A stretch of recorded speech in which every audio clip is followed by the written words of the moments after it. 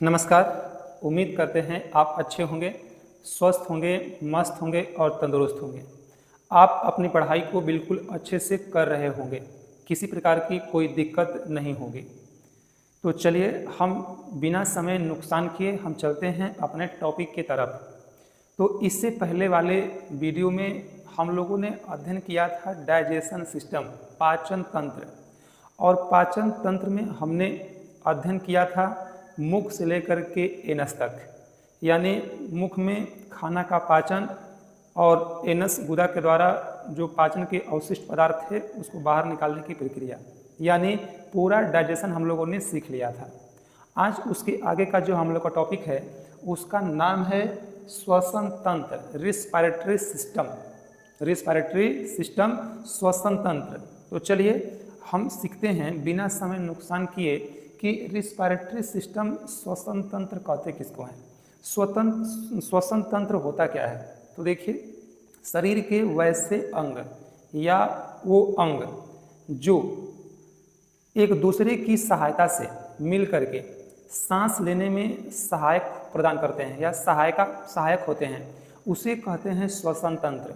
शरीर के वैसे अंग जो सामूहिक रूप से सांस लेने में सहायक होते हैं उसे हम श्वसन तंत्र कहते हैं। इसकी परिभाषा श्वसन की, तो शरीर के वैसे अंग जो सामूहिक रूप से सांस लेने में सहायक होते हैं उसको कहते हैं श्वसन तंत्र कहेंगे। क्या बोलेंगे? श्वसन तंत्र कहेंगे। देखिए, जो श्वसन तंत्र है, हर जीव को सांस लेना अति आवश्यक है।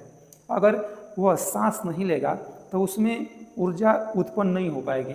ऊर्जा उत्पन्न नहीं, तो देखते हैं कि जब व्यक्ति सांस लेता है तो सांस के माध्यम से उस व्यक्ति के अंदर जो ग्लूकोज होता है उस ग्लूकोज को तोड़ने का काम करता है, और जब ग्लूकोज टूटता है तो व्यक्ति को ऊर्जा मिलती है। हम जिंदा होने के लिए सांस थोड़ी लेते हैं, नहीं, हम जिंदा होने के लिए सांस नहीं बल्कि ऊर्जा उत्पन्न होने के लिए सांस लेते हैं। अगर ऊर्जा नहीं रहेगी तो हम जी ही नहीं पाएंगे, अपना काम कर ही नहीं पाएंगे। और उसी ऑक्सीजन के माध्यम से जो ग्लूकोज होता है, ग्लूकोज का ऑक्सीकरण होता है, कैटाबोलिज्म की प्रक्रिया होती है, तो ऊर्जा उत्पन्न होती है और व्यक्ति उस ऊर्जा के माध्यम से विभिन्न प्रकार की अपनी आवश्यकताओं को पूरा कर पाने में सक्षम होता है। तो सांस लेते हैं हम ऊर्जा को बनाने के लिए, सांस इसीलिए लेते हैं।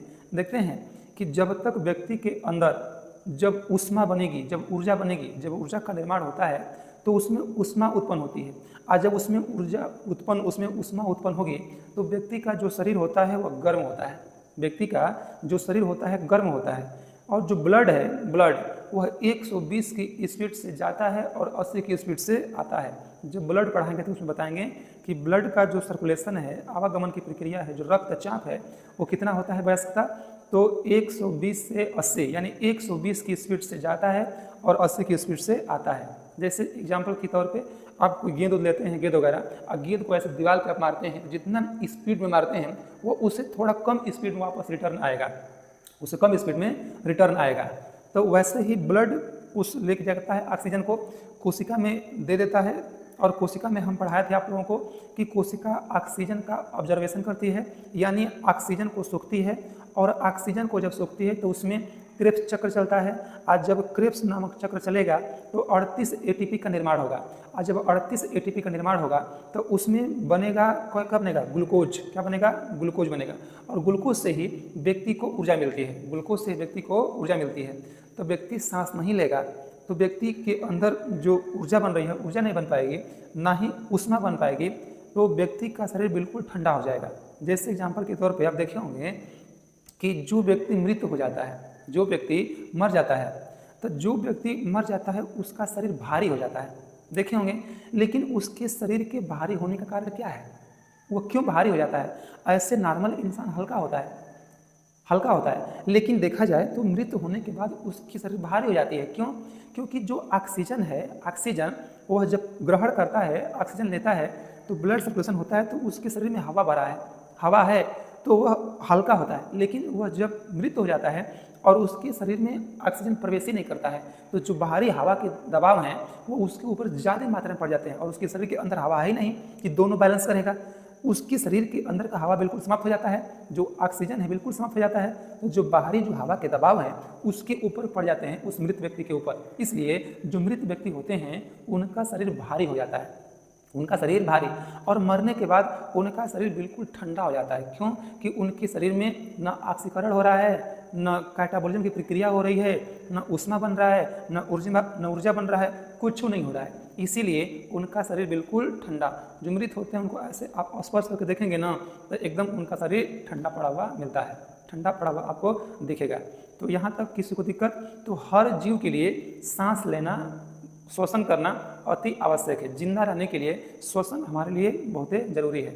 हम बात कर लें बच्चों में और वयस्क में, तो जो बच्चे हैं और वयस्क हैं, वयस्क व्यक्ति को 1 मिनट में सांस लेना के लिए जो है कम से कम 18 बार, वह 18 बार सांस लेता है। कौन? वयस्क व्यक्ति 16 से 18 बार। और जो छोटा बच्चा होता है वह सांस लेता है तो वह 14 से लेकर के 30 तक के बीच में वह सांस लेता है, क्योंकि उसका जो हार्ट होता है वो छोटा सा होता है। हार्ट छोटा सा, भुकुर भुकुर भुकुर भुकुर सांस लेता ही रहेगा, भुकुर भुकुर सांस वह लेता ही रहेगा। कौन? छोटा बच्चा। और जो बड़े व्यक्ति होते हैं, वयस्क व्यक्ति होते हैं, उनका हार्ट जो होता है वह थोड़ा बड़ा होता है, वह अधिकांशतः हवा को ऑब्जर्व कर सकते हैं, वह ले सकते हैं। तो इसलिए इनकी जो सांस लेने की जो प्रति मिनट जो क्षमता है वह 1 मिनट में कितनी बार? 18 बार। और जो छोटे बच्चे होते हैं उनका है 1 मिनट में 14 से लेकर के 30 बार। किसका? छोटे बच्चों का।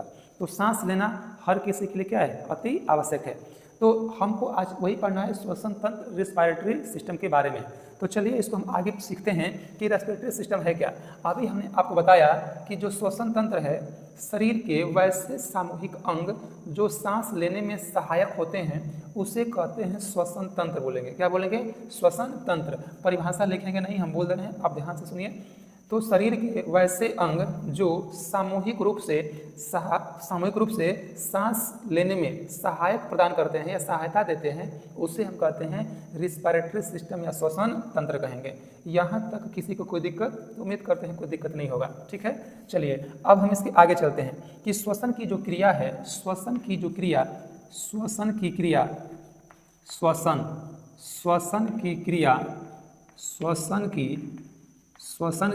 क्रिया होती है वह ऑक्सीकरण क्रिया होती है। कौन सी क्रिया? तो ऑक्सीकरण की प्रक्रिया होती है।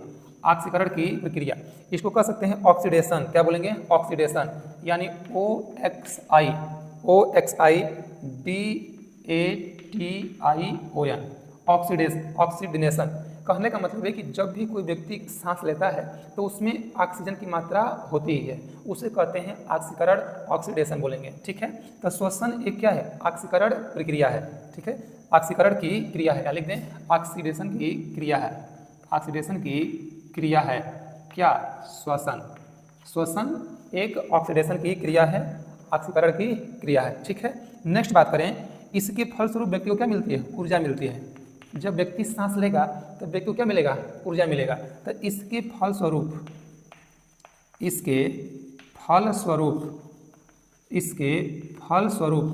व्यक्ति को ऊर्जा मिलती है। व्यक्ति को ऊर्जा मिलती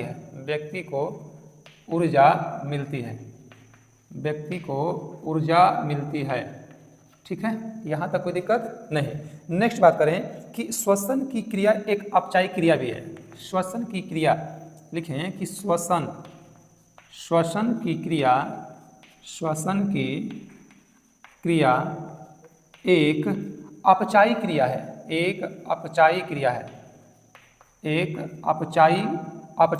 अपचायी को बोलते हैं कैटाबोलिक। क्या बोलेंगे? कैटाबोलिक। क्या बोलेंगे?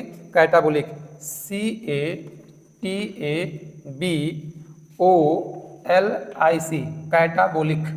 CATABOLIC, कैटाबोलिक की क्रिया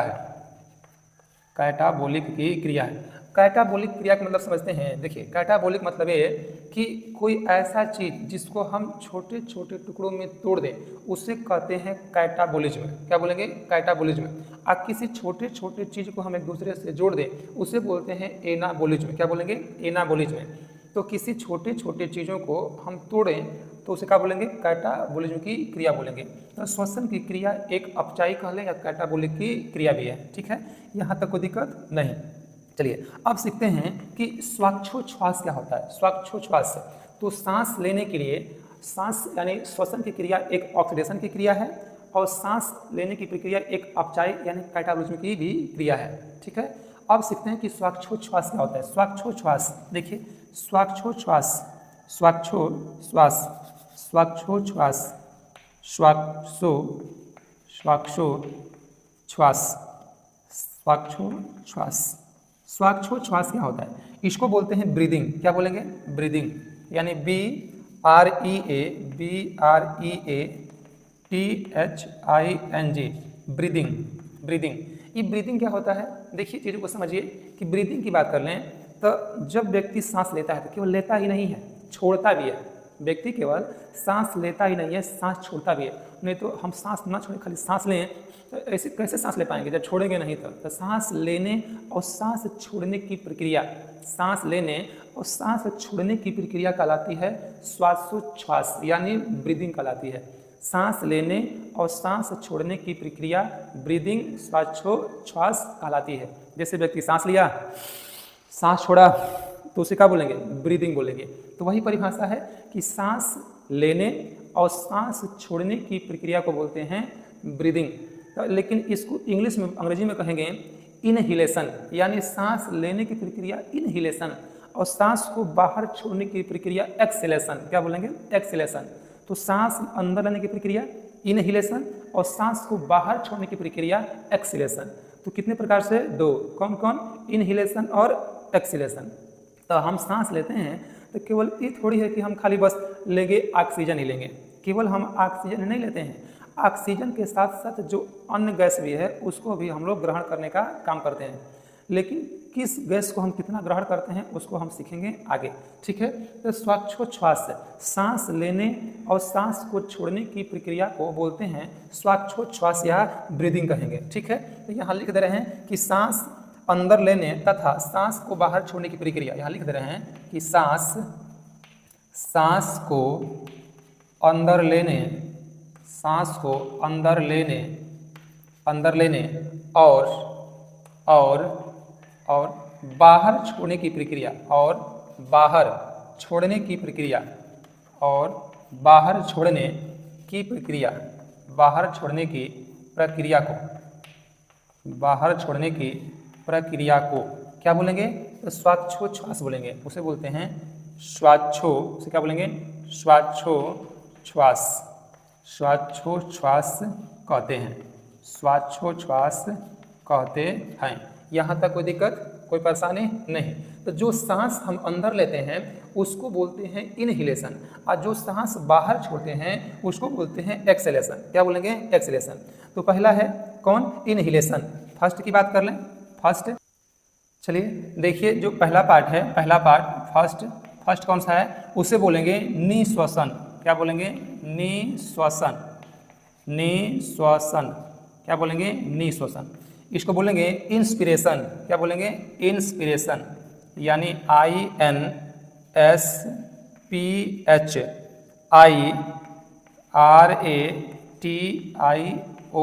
क्या बोलेंगे? इंस्पिरेशन। और जो दूसरा है, दूसरा पार्ट उसे बोलते हैं निःश्वसन। क्या बोलेंगे? निःश्वसन। निःश्वसन। क्या बोलेंगे? निःश्वसन बोलेंगे। क्या बोलेंगे? निःश्वसन। और निःश्वसन बोलते हैं एक्सपिरेशन। क्या बोलेंगे? एक्सपिरेशन। EXPIRATION, expiration. तो कितने प्रकार से? दो प्रकार से। सांस को अंदर लेने की प्रक्रिया इनहिलेशन और सांस को बाहर छोड़ने की प्रक्रिया एक्सहेलेशन। ठीक है, और एक्सपिरेशन। यहाँ तक कोई दिक्कत, कोई परेशानी नहीं। तो इसका आप एक बार स्क्रीनशॉट कीजिए और हम चलते हैं इसके आगे। इसका कीजिए स्क्रीनशॉट। हो गया? चलिए ठीक है, मिटाते हैं और चलते हैं इसके आगे। इसको मिटा दें। चलिए, यहाँ तक कोई दिक्कत है? नहीं। चलिए, तो आपने अभी सीखा कि सांस लेने की प्रक्रिया अंदर लेने की इंस्पिरेशन और सांस छोड़ने की प्रक्रिया एक्सपिरेशन। ठीक है, और श्वासोच्छ्वास सांस लेने और सांस छोड़ने की प्रक्रिया को बोलते हैं श्वासोच्छ्वास बोलते हैं। अब इसमें से हम दोनों में से एक एक को हम पढ़ें। तो जो पहला है निःश्वसन, पहला कौन था? तो निश्वसन, निश्वसन, निश्वसन, पहला निश्वसन। इसको क्या बोलेंगे? तो इंस्पिरेशन, इंस्पिरेशन, INSPHIRATION, इंस्पिरेशन। तो इसको लिखें कि सांस अंदर लेने की प्रक्रिया, सांस अंदर लेने की प्रक्रिया, सांस अंदर लेने की प्रक्रिया, सांस अंदर लेने की प्रक्रिया, लेने की प्रक्रिया, लेने की प्रक्रिया, लेने की प्रक्रिया क्या कहलाएगी? तो निश्वसन कहलाएगा, निश्वसन, निश्वसन कहलाता है, निश्वसन कहलाता है, निश्वसन कहलाता है। ठीक है। तो जब व्यक्ति सांस अंदर लेता है तो ये थोड़ी है कि बस वह छान करके ले लेगा ऑक्सीजन ही, वह विभिन्न प्रकार के और गैसों का वह अपने अंदर ऑब्जर्व करने का काम करता है। तो कौन कौन सांस को लेता है और कितनी मात्रा में लेता है, तो उसकी हम बात कर लें कि इसमें निम्नलिखित गैसें हैं, निम्नलिखित गैस। तो कौन कौन सी गैसें हैं? तो हम फर्स्ट पे बात कर लें कि कौन कौन सी गैस लेते हैं कितना मात्रा में। तो पहला लेते हैं ऑक्सीजन, यानी जो ऑक्सीजन है O2, यह कितना लेते हैं? तो 21%। ऑक्सीजन कितना लेते हैं? तो 21% लेते हैं ऑक्सीजन। जो दूसरा है, दूसरा वह लेते हैं कौन? CO2, यानी कार्बन डाइऑक्साइड। यह लेते हैं कितना? तो 0.03%, 0.03% क्या लेते हैं? CO2। और इसके बाद हम बात कर लेते 3 नंबर। तो 3 नंबर लेते हैं कौन सी? तो नाइट्रोजन। इसमें क्या लेंगे? नाइट्रोजन। यह कितना लेते हैं? तो 78%। कितना? तो 78% लेते हैं, कौन? नाइट्रोजन लेते हैं। ठीक है। अब बात करते हैं दूसरा, दूसरा दूसरा क्या है? तो निश्वसन। दूसरा है निश्वसन, दूसरा है निश्वसन। इसको बोलेंगे एक्सपीरेशन। क्या बोलेंगे? Expiration, expiration, expiration. क्या बोलेंगे? एक्सपीरेशन। सांस को बाहर छोड़ने की प्रक्रिया, सांस को बाहर छोड़ने की प्रक्रिया, सांस को बाहर छोड़ने की प्रक्रिया, बाहर छोड़ने की प्रक्रिया, बाहर छोड़ने की प्रक्रिया, सांस को बाहर छोड़ने की प्रक्रिया निःश्वसन कहलाता है, निःश्वसन, निःश्वसन कहलाता है, निःश्वसन कहलाता है, निःश्वसन कहलाता है। ठीक है। यहाँ तक कोई दिक्कत, कोई परेशानी नहीं, इसको मिटा दें। चलिए अब चलते हैं आगे। देखिए ध्यान से कि जब व्यक्ति सांस लेगा तो कितना मात्रा में सांस लिया है? तो लिया है ऑक्सीजन 21%, CO2 लिया है 0.03% और जो नाइट्रोजन है वो लिया है 78%। तो क्या जितना लिया है इतना छोड़ भी देगा? नहीं, इसके अनुपात में कुछ परिवर्तन होगा, यानी सांस लेने और सांस छोड़ने का जो अनुपात है उसमें कुछ परिवर्तन देखने को मिलेगा। नहीं तो फिर कैसे ऊर्जा बनेगा? जब सांस लेंगे तो जो माइटोकॉन्ड्रिया के हिसाब से जो ऑक्सीजन को ऑब्जर्व करेगा उसमें ATP बनेगा, ग्लूकोज बनेगा, तो कुछ जो इसमें से गैस है उस गैसों का कुछ अनुपात क्या होगा? बदल जाएगा। तो किसको हम कितना % में छोड़ेंगे? तो ध्यान दीजिए, जो जो सांस हम लिए हैं उसको हम छोड़ेंगे भी ना, तो कितना कितना छोड़ते हैं? तो हम फर्स्ट की बात कर लें, ऑक्सीजन। फर्स्ट पे ऑक्सीजन, तो जो ऑक्सीजन है लिए हैं 21% और कितना छोड़ते हैं? तो 17%। कितना छोड़ते हैं? तो 17%, 17% हम छोड़ देते हैं। तो 4% कहाँ गया? तो जो 4% है यहाँ पे 0.3% ये लिए हैं कार्बन डाइऑक्साइड, आज जब छोड़ते हैं ना तो वही 4% हेम्मा का हेम्मा जुड़ जाता है। किसमें? तो CO2 में। तो दूसरे की बात कर लें, दूसरा क्या है? तो CO2 यानी कार्बन डाइऑक्साइड। इसको कितना छोड़ते हैं? तो 4.6%। कितना? 4.6%, 4.6% क्या छोड़ते हैं? CO2 छोड़ते हैं। और तीसरे की बात कर लें, तीसरा तो जितना लिए थे क्या? नाइट्रोजन, नाइट्रोजन जितना लिए थे नाइट्रोजन उतना नाइट्रोजन क्या कर देंगे? हम सांस के माध्यम से बाहर निकाल देंगे। सांस के माध्यम से उसे बाहर निकालने का काम करेंगे। तो ये रहा सांस लेने का रेशियो और ये रहा सांस छोड़ने का रेशियो। तो बदलाव किस में हुआ? ऑक्सीजन 21 लिए थे और छोड़े कितना? 17%। CO2 लिए थे 0.03% और छोड़े कितना? 4.6%। नाइट्रोजन जैसे ही लिए थे वैसे ही छोड़ दिए। तो कितने प्रकार से? 2, एक इनहेलेशन और एक्सपिरेशन और दूसरा एक्सपिरेशन। पहला इन एक्सपिरेशन और दूसरा एक्सपिरेशन। तो दोनों को आप लोगों ने सीखा। यहाँ तक कोई दिक्कत, यहाँ तक कोई परेशानी नहीं ना?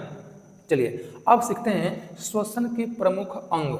श्वसन के प्रमुख अंग, प्रमुख अंग और प्रमुख मार्ग में अंतर है। श्वसन के प्रमुख अंग और प्रमुख मार्ग में अंतर है। जो है नाक है, मुंह है, ये श्वसन अंग नहीं है, यह श्वसन मार्ग है। यह श्वसन मार्ग, जो फेफड़ा है वह श्वसन अंग के अंतर्गत आएगा। तो श्वसन मार्ग में हम लोग को 10 पढ़ना है। कौन कौन? तो नासा छिद्र, नासा कपाट, pharynx, larynx, trachea, bronchi, bronchioles, alveoli, blood और कोशिका। कौन कौन?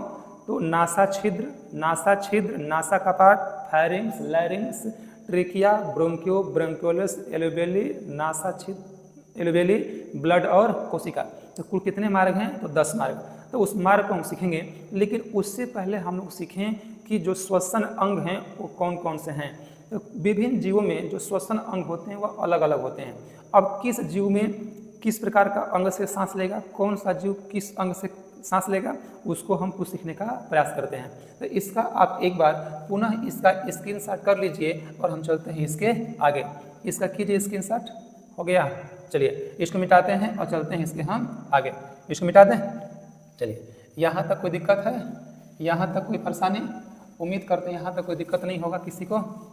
तो सांस लेने और सांस को बाहर छोड़ने की प्रक्रिया क्या कहलाएगी? श्वासोच्छ्वास कहलाएगी। कितना लेते हैं ऑक्सीजन? 21%। कितना छोड़ते हैं? 17%। कितना लिए थे CO2? 0.03%। और कितना छोड़े? 4.6%। जो नाइट्रोजन था वो कितना लिए थे? 78%। और कितना छोड़ दिए? 78%। तो सांस लेने और सांस को बाहर छोड़ने की प्रक्रिया क्या कहलाएगी? तो श्वासोच्छ्वास कहलाएगा। सांस लेने की प्रक्रिया कैसी प्रक्रिया है? तो कैटाबोलिज्म प्रक्रिया है। ठीक है, यहाँ तक किसी को दिक्कत नहीं। अब सीखते हैं कि सांस लेने के लिए प्रमुख अंग, सांस लेने के लिए प्रमुख अंग, सांस लेने के लिए प्रमुख अंग की बात करें, प्रमुख श्वसन अंग की बात करें। प्रमुख श्वसन अंग, ध्यान दीजिएगा कि प्रमुख श्वसन अंग, प्रमुख श्वसन अंग, प्रमुख श्वसन अंग, प्रमुख श्वसन अंग। तो श्वसन तंत्र का वह अंग जो श्वसन तंत्र में सबसे महत्वपूर्ण भाग करता है, यानी सांस लेने के लिए शरीर का वह अंग जो सबसे महत्वपूर्ण भूमिका अदा करता है, उसे क्या बोलते हैं? श्वसन अंग बोलते हैं। उसे क्या बोलेंगे? श्वसन अंग। तो कौन कौन से श्वसन अंग हैं, किस किस जीव में कौन सा जीव किस अंग से सांस लेगा, उसकी हम बात करते हैं। ठीक है, तो प्रमुख श्वसन अंग इसको लिख दे रहे हैं कि श्वसन तंत्र का वह अंग, श्वसन तंत्र का वह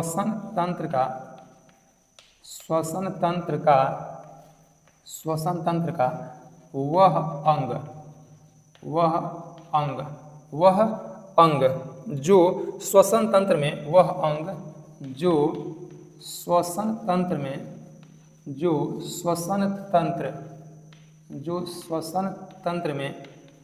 तंत्र में महत्वपूर्ण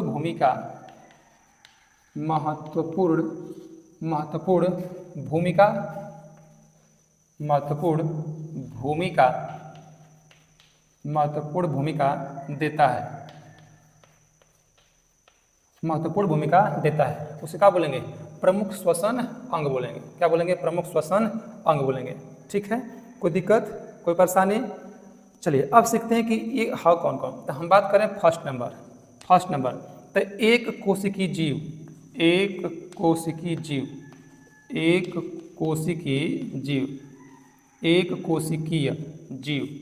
जो एक कोशिकीय जीव होते हैं वह सभी जीव जो सांस लेते हैं कैसे लेते हैं? तो विसरण विधि द्वारा। कैसे लेते हैं? तो विसरण विधि द्वारा वह सांस लेते हैं। कौन?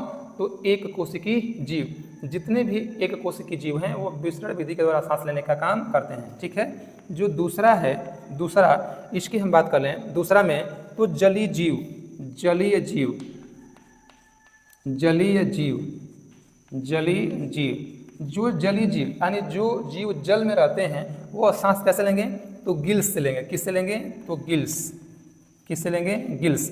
गिल्स कह लें या क्लोम कह लें, क्लोम, गिल्स, क्लोम या गलफड़ा, या गलफड़ा कह सकते हैं, गलफड़ा, गलफड़ा कह लें। क्या बोलेंगे? गलफड़ा। जैसे हम बात कर लें कि जो मछलियाँ होती हैं, मछलियाँ अपने गलफड़ों से सांस लेती हैं, मछलियाँ अपने गलफड़ों से सांस लेती हैं। जैसे व्यक्ति जो सांस लेता है वह इस वातावरण में उपस्थित विभिन्न गैसों में से ऑक्सीजन को छान लेता है फेफड़ा, वैसे ही जो मछलियाँ होती हैं वह मछलियाँ पानी में रहती हैं तो पानी के अंदर जो विभिन्न प्रकार की गैसें हैं उन गैसों को हटा करके वह जो ऑक्सीजन है उनका गलफड़ा ऑक्सीजन को छान लेता है और उनको ऑक्सीजन प्रदान करने का काम करता है। तो मछलियाँ सांस लेती हैं किसके माध्यम से? तो क्लोम कह लें, गलफड़ा या गिल्स कह लें। तो जलीय जीव तो कौन हो जाएगा? मछली। कौन? मछली। यहाँ तक कोई दिक्कत नहीं। नेक्स्ट हम बात करें तीसरा नंबर की हम बात करें तो कीट, कीट। जो कीट होते हैं वो सांस कैसे लेंगे? तो श्वास नली से। कैसे लेंगे? तो श्वास नली, श्वास नली, श्वास नली से, श्वास नली से। जैसे आप देखे होंगे कि जो तिलचट्टा वगैरह होते हैं, तिलचट्टा या जो कीड़े वगैरह होते हैं उनको जो सांस की प्रक्रिया होती है वो फेफड़ा से नहीं लेते हैं, गलफड़ा से नहीं लेते हैं, नहीं, उनकी यहाँ पर एक नली होती है। क्या होती है? एक नली। उसको बोलते हैं क्या? श्वास नली। अगर उनका एक तरह से मुंडी टूट भी जाएगा ना तो वह उस नली के माध्यम से वह सांस लेंगे, जल्दी मरते नहीं हैं। अब उसको कुछ देंगे पूरा इटे से काहे ना मरेगा। तो उनकी जो सांस लेने की प्रक्रिया है वो किससे है? तो श्वास नली से। उनका यहाँ गलफड़े के यहाँ पर नली होती है और उसी नली के माध्यम से वह सांस लेते हैं। कौन? ये छोटे छोटे कीट वगैरह। तो कीट किससे सांस लेते हैं? तो श्वास नली से। ठीक है, चलिए नेक्स्ट हम बात करते हैं 4 नंबर। बात करते हैं 4 नंबर टेडपोल, यानी मेढक के बच्चों को बोलते हैं टेडपोल, टेडपोल, टेडपोल। टेडपोल का लें, क्वेश्चन में लिख दे रहे हैं मेढक का बच्चा, मेढक का बच्चा, मेढक का बच्चा, मेढक का बच्चा। ठीक है, यह सांस कैसे लेता है? तो गिल्स से। यह सांस कैसे लेगा? तो गिल्स। यह सांस लेगा गिल्स। किससे? गिल्स। ठीक है, जैसे मेढक देखें छोट पर ना, मेढक एकदम मछली के आकार का होता है, समझ ही नहीं पाएंगे छोट पर कि मछली एक मेढक है, क्योंकि जैसे छोट पर मछली का आकार होता है सेम प्रक्रिया मेढक का होता है, लेकिन बाद में करते करते बड़ा होने के बाद पता चलता है कि यह मेढक है, मछली नहीं है। नती छोट पे दोनों का आकार कैसा रहता है? बिल्कुल सेम। और जो छोटे बच्चे होते हैं मेढक के, तो मेढक को तो बोलते हैं बड़का मेढक, और उसके जो बच्चे होते हैं उनको बोलते हैं टेडपोल। क्या बोलेंगे? टेडपोल बोलेंगे। मेढक के बच्चों को बोलते हैं टेडपोल। अब वह सांस लेगा कैसे? तो गिल्स लेगा। किल्स लेगा? गिल्स लेगा। कोई दिक्कत नहीं। चलिए नेक्स्ट आगे चलते हैं 5वां नंबर। नेक्स्ट 5वां नंबर बात करें तो निष्क्रिय अवस्था में, यानी जब लिख दें कि निष्क्रिय अवस्था में, निष्क्रिय अवस्था, निष्क्रिय अवस्था में, निष्क्रिय अवस्था, निष्क्रिय अवस्था में, निष्क्रिय मेढक लिख लें, निष्क्रिय मेढक, निष्क्रिय मेढक, निष्क्रिय मेढक, यानी जब वह जमीन के अंदर रहता है, जब वह जमीन के अंदर रहता है, लिख दें कि भूमि के अंदर, भूमि के अंदर, भूमि के अंदर, जब भूमि के अंदर रहेगा तो वह किस सांस लेगा? तो वह सांस लेता है त्वचा से। किससे लेगा? तो त्वचा से। देखते हैं बरसात के मौसम में मेढक ज़्यादा दिखते हैं, लेकिन जैसे ठंडा आया, गर्मी आया, मेढक दिखते ही नहीं है। तो जैसे बरसात समाप्त होती है ना तो उनको पानी में रहना उनको अच्छा लगता है, एक तरह से वह उभयचर जीव हैं, यानी पानी और ज़मीन पे दोनों पे रह सकते हैं। ठीक है, तो वह पानी जैसे समाप्त होता है तो ज़मीन में स्थान बना करके वो प्रवेश कर जाते हैं और उसी में ज़मीन में रह करके वह त्वचा के माध्यम से वह सांस लेते हैं, स्किन के माध्यम से वह सांस लेते हैं। कौन? मेढक त्वचा के माध्यम से सांस लेने का काम करते हैं। और जब निकलते हैं, जब बरसात होती है तो कौनो कहीं ढुका गया है तो कौनो कहीं लुक गया है तो कौनो कहीं समा के सांस ले रहा है, सब बिछड़ जाते हैं उस समय। लेकिन जब वही बरसात होती है तो जब बरसात होगी ना तो जब मौसम ठंडा होगा और पानी अधिक मात्रा में होगा तो सभी बाहर निकलेंगे। आज जब जमीन के अंदर थे मेढकवा सब तो उनके ऊपर सूर्य का प्रकाश पड़ नहीं रहा था। आज जब सूर्य का प्रकाश नहीं पड़ता था तो उनका देखते हैं रंग रूप एकदम पीला पीला हो जाता है। कैसे हो जाते हैं? पीला पीला। जिसको धूप नहीं लगेगा वो कैसा होगा, पीला, उसका रंग रूप तो बिल्कुल अलग हो जाएगा। तो जब ज़मीन से निकलते हैं तो उनका जो रंग होता है बिल्कुल कैसा हो जाता है, एकदम पीला पीला। आज जब बिछड़े होते हैं तो जब निकलते हैं तो बोलते मतलब क्या, कि जिससे बिछड़े थे उसको बुलाते हैं कि कहाँ हो, आओ हम लोग मिलें, बहुत दिन बाद हम लोग बाहर निकले हैं। तो कौन बुलाता है, मेढक बुलाएगा अपने साथी को कि चलिए हम लोग मिलते हैं, कहाँ हैं, नाव दे के बुलाता है। वो अपनी भाषा में बुलाएगा, हम थोड़ी समझ पाएंगे, आप थोड़ी समझ पाएंगे, वो अपनी भाषा में सब समझ लेते हैं। कौन, मेढक। जब निकलते हैं तो एक दूसरे को पुकारने का काम करते हैं, ठीक है। तो निष्क्रिय अवस्था में जब वो जमीन के अंदर आते हैं तो सांस लेते हैं कैसे, त्वचा के माध्यम से। और जो मेढक के बच्चे होते हैं वो सांस लेते हैं कैसे, तो गिल से लेते हैं, ठीक है। नेक्स्ट आगे चलें, नेक्स्ट चलिए अब देखिए 6 नंबर जो 6 नंबर है इसमें बात करें मानव। जो मानव है यह सांस कैसे लेगा, तो फेफड़ा से लेगा। किससे लेगा, फेफड़ा। किससे लेगा, फेफड़ा से।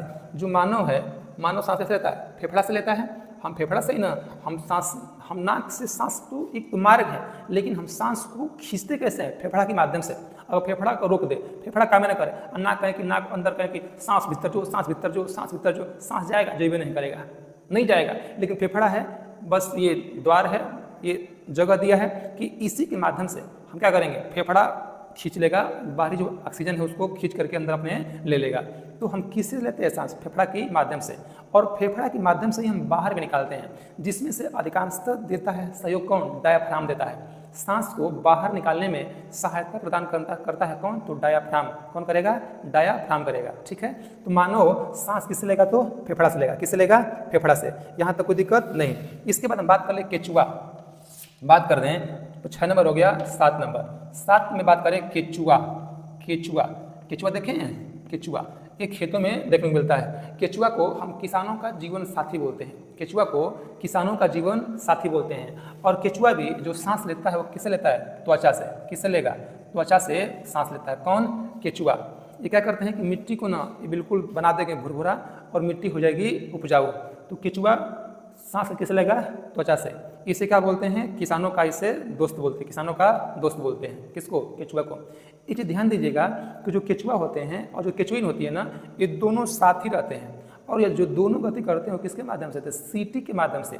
केचुआ और केचुई ये दोनों एक साथ चलते हैं। देखें ना, केचुआ का मुंह दोनों तरफ होता है, तो वो सीटी के माध्यम से करते हैं गति। जैसे एग्जाम्पल के तौर पे मान लीजिए कि ये केचुआ है, एक का मुंह इधर होता है, एक का मुंह इधर होता है। आप देखेंगे बीचों में ऐसे काला होता है, ऐसे काला, यानी जब ये गति नहीं कर रहे हैं, रुके हैं, तो बीचा में दिखता है काला। आज जब चलेंगे ना तो हाई बोलेगा, मान लो कि केचुआ है, कहेगा केचुआ को आप चलिए, तो केचुआ आगे बढ़ेगा। तो अब ये बोलेगा अब तू ढकेला, तो अब ये ढकेलेगी। तो यहाँ पर देखते हैं कि जब गति करते हैं तो बीच में का जो स्पेस है ना वो फैल जाता है, बीच का स्पेस फैल जाता है। इसको बोलते हैं सीटी। क्या बोलते हैं, सीटी। तो केचुआ और केचुई दोनों साथ चलते हैं एक दूसरे के, किसके माध्यम से गति करते हैं, तो सीटी के माध्यम से। अगर एगो मर गया ना तो ये ऑटोमेटिक मर जाएगा, क्योंकि अब हाई ढकेल नहीं पाएगा। और जब हाई ढकेल नहीं पाएगा तो पूरा खींच नहीं पाएगा, पूरे हिस्से को आगे बढ़ा नहीं पाएगा, तो इसको दिक्कत होगा, तो क्या होंगे, मर जाएंगे। इसलिए तो गनवा बना है कि जिए मरेंगे साथ दुनिया याद करेगी। तो देखिए दोनों जिएंगे साथ ही, नहीं तो मर जाएंगे साथ ही। तो केचुआ और केचुई गति करते हैं किसके माध्यम से, तो सीटी के माध्यम से गति करते हैं। तो केचुआ सांस किससे लेता है, त्वचा के माध्यम से सांस लेता है। कौन, केचुआ सांस लेता है। यहाँ तक कोई दिक्कत नहीं ना, आगे चलें। इसके बाद करें जीवाणु। 8 नंबर बात करें जीवाणु कि जो जीवाणु होते हैं, जीवाणु वो किससे सांस लेते हैं, जीवाणु तो मीसोसोम से। किससे लेंगे, तो मीसोसोम। जो जीवाणु होते हैं वो मीसोसोम से क्या करते हैं, सांस लेने का काम करते हैं। तो विभिन्न प्रकार के जो जीव हैं उनकी सांस जो लेने की प्रक्रिया है वो क्या है, अलग अलग है। जैसे हमने बताया कि एक कोशिकीय जीव में विसरण विधि द्वारा, जलीय जीव गिल्स या क्लोम या गलफड़ कर सकते हैं, कीट श्वसन नली द्वारा सांस लेते हैं, टेडपोल मेढक यानी गिल्स से सांस लेगा मेढक का बच्चा। निष्क्रिय अवस्था में जब भूमि के अंतर्गत रहेंगे मेढक तो सांस किससे लेंगे, त्वचा से लेंगे। और मानव जो है सांस किससे लेंगे, तो फेफड़ा से। जो केचुआ होता है वो भी सांस लेता है किसके माध्यम से, त्वचा के माध्यम से। और जो जीवाणु होते हैं वो सांस किससे लेते हैं, तो मीसोसोम से सांस लेने का काम करते हैं। यहाँ तक कोई दिक्कत, उम्मीद करते हैं कोई दिक्कत आपको नहीं होगा। इसका आप एक बार पुनः स्क्रीनशॉट कीजिए और हम चलते हैं इसके आगे। कीजिए स्क्रीनशॉट, हो गया। चलिए अब चलते हैं इसके हम आगे, इसको मिटा दें, चलिए मिटाते हैं और चलते हैं इसके हम लोग आगे। यहाँ तक कोई दिक्कत है? नहीं, यहाँ तक कोई दिक्कत नहीं है। चलिए तो बताइए कि जो मेढक के बच्चे होते हैं वो सांस कैसे लेते हैं, किसके माध्यम से लेते हैं? गिल्स से। कैसे लेंगे? गिल्स, ठीक है। और जो मछलियाँ होती हैं वो सांस कैसे लेंगे? मछलियाँ वो भी गिल्स से, जलीय जीव के अंतर्गत आती हैं। मानव सांस कैसे लेगा? तो मानव सांस लेता है फेफड़ा से। कैसे लेगा? फेफड़ा से। केचुआ सांस कैसे लेते हैं? केचुआ, बताइए केचुआ सांस कैसे लेते हैं? केचुआ सांस लेते हैं किससे? त्वचा से। किस लेंगे? त्वचा से सांस लेंगे। अच्छा बताइए, इंपॉर्टेंट प्रश्न आपके लिए है कि केचुआ और केचुई दोनों एक साथ गति करते हैं किसके माध्यम से? तो सीटी के माध्यम से। किसके माध्यम से? सीटी के माध्यम से। किसके माध्यम से? सीटी के माध्यम से। चलिए अब चलते हैं इसके हम आगे, ठीक है। देखिए अब चलते हैं आगे कि मानव का अब श्वसन मार्ग देख लें। श्वसन मार्ग यानी मानव का श्वसन मार्ग, मानव का श्वसन मार्ग, श्वसन मार्ग। श्वसन मार्ग कौन कौन सा है? यानी सांस लेने की प्रक्रिया, सांस व्यक्ति कैसे कैसे लेता है। तो लिख रहे हैं कि श्वसन मार्ग निम्नलिखित है। श्वसन मार्ग, श्वसन मार्ग, श्वसन मार्ग निम्नलिखित है। श्वसन मार्ग निम्नलिखित हैं। श्वसन मार्ग निम्नलिखित हैं या निम्न है? निम्नलिखित है, ठीक है। तो किस किस मार्ग से लेते हैं सांस? तो पॉइंट नंबर 1 देखिए, ध्यान दीजिएगा कौन कौन से मार्ग हैं सांस लेते हैं। तो मैंने बताया था आप लोगों को कौन कौन थे, तो 10 हैं। नासा छिद्र, नासा कपाट, pharynx, larynx, trachea, bronchi, bronchioles, alveoli, blood और कोशिका। तो उसी को यहाँ पर लिखेंगे। तो पहला कौन सा है? तो पहले की बात कर लें, पहला कौन सा होगा? नासा छिद्र। पहला होगा नासा छिद्र, पॉइंट नंबर 1 कौन सा होगा? तो नासा छिद्र, नासा छिद्र पहला होगा नासा छिद्र। और नासा छिद्र को बोलते हैं क्या? इसको बोलेंगे, क्या बोलेंगे? नोस्ट्रिल। क्या बोलेंगे? नोस्ट्रिल। यानी इसको बोलेंगे NOSTRIL। क्या बोलेंगे? नोस्ट्रिल बोलेंगे, ठीक है। जो दूसरा है, दूसरा वह कौन सा है? तो नासिका कपाट, नासिका, नासा छिद्र, नासिका कपाट, नासिका कपाट, नासिका कपाट, नासिका कपाट। और जो नासिका कपाट है इसको बोलते हैं, क्या बोलेंगे? नोजल वेबल बोले। क्या बोलेंगे? Nasal valve. NASAL nasal, VALVE nasal value बोलेंगे। क्या बोलेंगे? नोजल वैल्यू, ठीक है। अब जो 3 नंबर है, 3 नंबर वह कौन सा है? तो ग्रसनी। कौन सा होगी? तो ग्रसनी, ग्रसनी। तीसरा होगा ग्रसनी। अब ग्रसनी को बोलेंगे, क्या बोलेंगे? इसको बोलते हैं फेरिंग्स। क्या बोलेंगे? फेरिंग्स, PHARYNX फेरिंग्स, ठीक है। और जो 4 नंबर है, 4 नंबर उसको बोलते हैं स्वर तंत्र। क्या बोलेंगे? स्वर तंत्र, स्वर तंत्र बोलेंगे। क्या बोलेंगे? स्वर तंत्र। और स्वर तंत्र को बोलते हैं लैरिंग्स। क्या बोलेंगे? लैरिंग्स। इसको बोलते हैं लैरिंग्स, LARYNX लैरिंग्स। और जो 5 नंबर है, 5 नंबर इसको बोलते हैं श्वास नली। क्या बोलेंगे? श्वास नली। इसको बोलते हैं श्वास नली बोलेंगे। क्या बोलेंगे? श्वास नली। और श्वास में बोलते हैं ट्रेकिया। क्या बोलेंगे? ट्रेकिया, यानी TRACHEA। क्या बोलेंगे? ट्रेकिया, ठीक है। और जो 6 नंबर है, 6 नंबर इसको बोलते हैं, क्या बोलेंगे? 6 नंबर को ब्रोंकाई। इसको बोलेंगे ब्रोंकाई। क्या बोलेंगे? ब्रोंकाई। इसको बोलते हैं ब्रोंकाई। और ब्रोंकाई को बोलते हैं, क्या बोलेंगे? ब्रोंकाई भी बोलते हैं इसको, ब्रोंकाई, यानी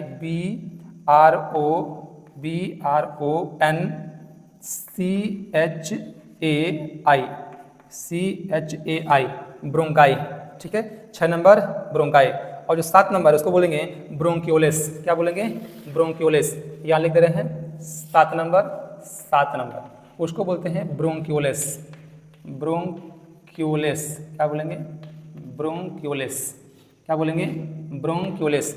और जो ब्रोंकियोलेस है इसको बोलेंगे इंग्लिश में, क्या बोलेंगे? ब्रोंकियोलेस, BRONCHICHI LCHILOES, ब्रोंक्योलेस। क्या बोलेंगे? ब्रोंक्योलेस। आज जो 8 नंबर है, 8 नंबर उससे बोलते हैं वायु कोष्ठक। क्या बोलेंगे? वायु कोष्ठक। क्या बोलेंगे? वायु कोष्ठक। इसको बोलते हैं एलोवेली। क्या बोलेंगे? एलोवेली। ALVEOLI।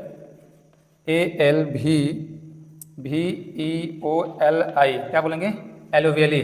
आज जो 9 नंबर है उसको बोलते हैं ब्लड। क्या बोलेंगे? ब्लड यानी रुधिर। उसको बोलेंगे रुधिर। इसको बोलेंगे रुधिर। रुधिर को बोलते हैं ब्लड। क्या बोलेंगे? ब्लड बोलेंगे। रुधिर को बोलते हैं ब्लड। और जो 10 नंबर है, 10 नंबर उससे बोलते हैं कोशिका। क्या बोलेंगे? कोशिका। और जो कोशिका है उसको बोलते हैं सेल। क्या बोलेंगे? सेल बोलेंगे। ठीक है। तो जो श्वसन मार्ग हैं वो श्वसन मार्ग कितने हैं? तो 10 श्वसन मार्ग कितने हैं? 10। कौन कौन से? तो नासा छिद्र, नासा कपाट, फायरिंग्स, लैरिंग्स, ट्रिकिया, ब्रोंकियो, ब्रोंक्योलेस, एलोवेली, ब्लड और कोशिका। ब्लड और कोशिका। देखिए इसको समझ लीजिए थोड़ा थोड़ा ध्यान से कि जो नासा छिद्र है, व्यक्ति नाक से सांस लेता है। जो ये नाक हैं यह श्वसन के मार्ग हैं। व्यक्ति नाक को बंद करता है तो व्यक्ति मुख से सांस ले लेगा। व्यक्ति मुख से सांस ले लेगा तो मुख भी क्या है? श्वसन मार्ग है। तो नासा छिद्र पहला है, नासा छिद्र। वही लिखे नासा छिद्र, नोस्ट्री बोले। क्या बोले? नोस्ट्रिल, नासा छिद्र।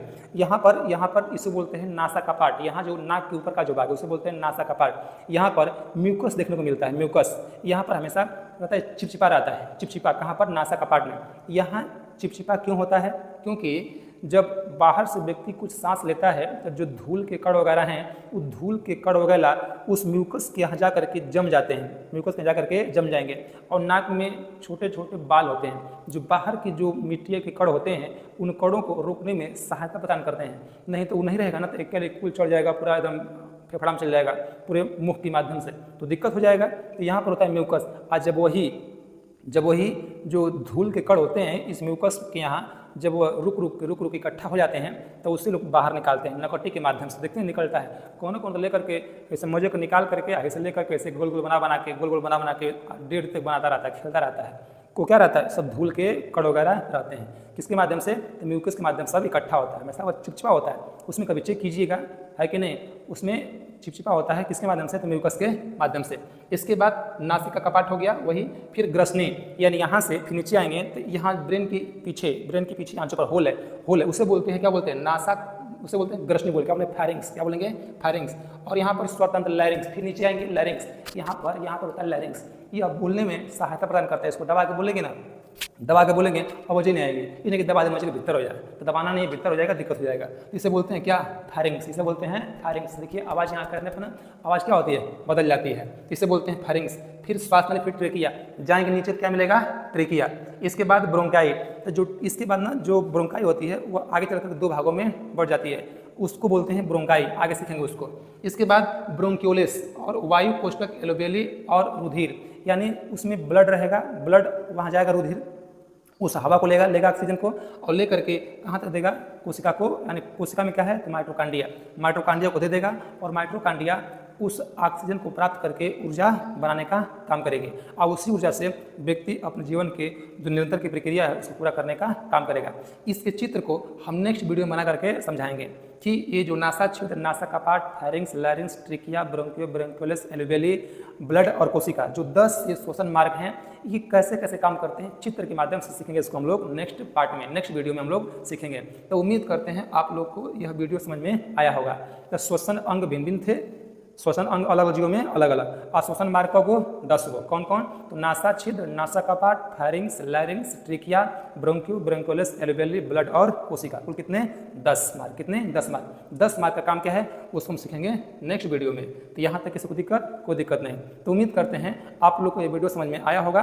तो आपको जैसे लगा होगा आप कमेंट बॉक्स में अपना विचार देने का काम कीजिएगा और इस वीडियो को अधिक से अधिक आप शेयर करें। इसको आप सब्सक्राइब करना न भूलें। तो मिलते हैं नेक्स्ट वीडियो में। आज के लिए इतना ही। नमस्कार, धन्यवाद।